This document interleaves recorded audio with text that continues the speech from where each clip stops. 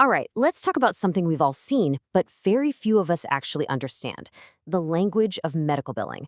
Today, we're going to pull back the curtain and decode all those crazy codes and rules so you can finally see the story behind the numbers on your bill. You know that feeling, right? You get a medical statement in the mail, you open it up, and it's just a wall of acronyms and numbers. It can feel like it's meant to be confusing.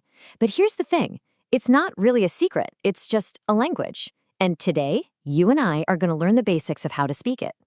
So, where do we even start?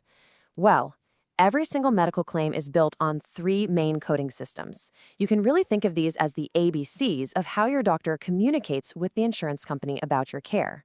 First up, we have CPT codes. The easiest way to remember these is that they describe the what. What did the doctor actually do? Was it an office visit, a blood test, a complex surgery? No matter what it was, there's a CPT code for that specific action. Okay, so if CPT codes are the what, then the next set of codes, ICD 10CM, are the why. These codes explain the reason you needed medical care in the first place.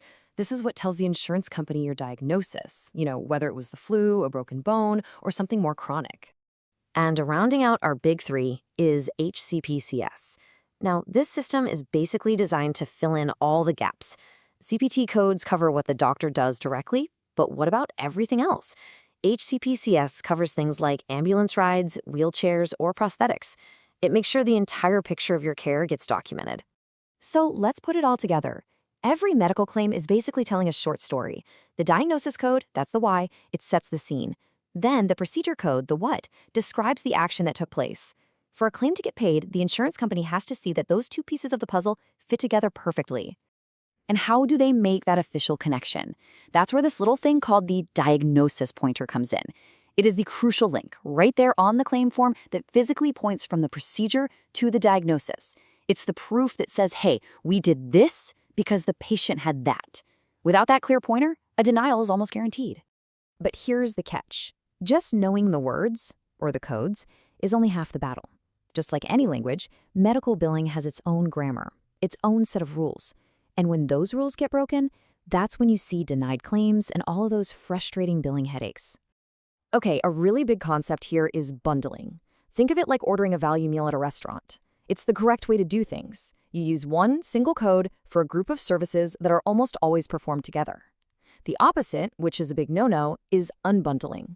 That's like paying for the burger, the fries, and the drink all separately to try and charge more. It's a major billing error.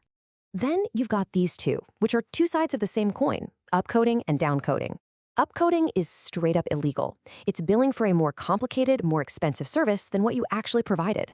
On the flip side, you have downcoding, which happens when a doctor's notes aren't detailed enough, so they're forced to bill for a simpler, lower-paying service. Both are pretty serious issues. When you get right down to it, all of these rules, all of these codes, they all point to one single core idea: medical necessity. For an insurance company to pay for something, it's not enough for a service to just be helpful.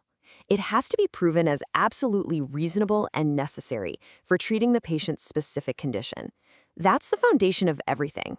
And to enforce all these rules, there are systems in place, like the NCCI edits. Honestly, you can just think of this as a computerized referee. Its job is to look at the codes being built together and throw a flag if they don't make sense. So, for example, it would instantly stop a claim that tried to bill for removing an appendix on a patient whose diagnosis was a sprained ankle. It catches a ton of errors automatically. And of course, this all comes back to documentation. You need proof. Every single code that gets put on a claim has to be backed up by cold, hard evidence in the patient's medical chart. We're talking about the surgeon's operative report, the daily progress notes, the discharge summary, because without that clear paper trail, as far as the insurance company is concerned, it just didn't happen. All right, now let's zoom in on one really specific area: surgical billing. Because surgery plays by its own unique set of rules, and it all centers around one big concept called the surgical global period. The best way to think of this, it's like an all-inclusive package deal for a surgery. So the global period is just a set number of days, it could be 0, 10, or 90, where all the typical care related to a surgery is bundled into a single payment. It really simplifies the billing process by covering the entire episode of care, from the moment you decide to have surgery all the way through your recovery. And these package deals come in three main sizes: You have a 0-day period for super minor stuff, where only the care on that specific day is included. Then there's a 10-day period for minor surgeries, which covers the procedure and 10 days of follow-up. And for the big stuff, major surgeries, you have the 90-day global period, which covers the day before surgery, the day of, and a full 90 days of recovery care. This all-inclusive package is designed to cover the entire patient journey. It starts with the preoperative phase. That's the initial evaluation. Then you have the intraoperative phase, which is the surgery itself. And finally, it covers the postoperative phase, which includes all those routine follow-up visits you need to make sure you're healing up properly. But what happens when things don't go according to plan? Life is messy, and so is medicine sometimes. Well, the system has rules for that too. So let's look at the exceptions, the situations where that standard, all-inclusive package deal for a surgery just doesn't quite fit. First, let's just be really clear on what's included in that package. When we say follow-up care, we're talking about all the normal routine stuff.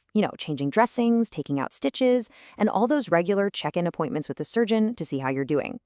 All of that is part of the original payment. So what about when things get more complicated? Well, for example, a staged procedure is when a surgery is so complex, it's actually planned from the start to be done in multiple sessions. But that's very different from an unplanned return to the OR because of a complication. That gets billed separately. And then, of course, if a patient needs an unrelated procedure, say they're recovering from knee surgery and they fall and break their arm, that new issue is obviously billed on its own. The care can also be split between doctors. Let's say a top surgeon in a big city performs a really complex operation, but the patient then goes back home to recover under the care of their local doctor. In a case like that, the surgeon bills for surgical care only, and the hometown doctor bills for post-op management only.